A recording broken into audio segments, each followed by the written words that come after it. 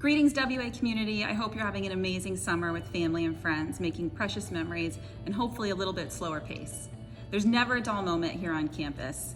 Summer school's in session, campers are having a blast at camp, and many summer renovations are underway that we look forward to sharing with you in the fall. But before we move on from this year, there's so much to celebrate. As you well know, we celebrated 5 decades of God's faithfulness through our Golden Anniversary celebrations to kick off the year, and then ended the year with many alumni coming home again for our National Day of Prayer Chapel when we created a time capsule for the next generation to open. Our community also expressed their love for our school through giving. We had a banner year with $1.8 million given to support the work of God here at WA, and half of that for our annual fund. So thank you.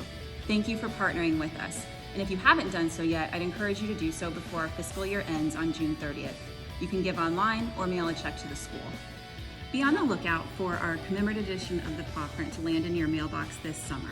This publication tells the story of God's faithfulness to our school over the last 5 decades and also highlights several alumni who represent fulfillment of our mission as they use their gifts and talents for God's glory.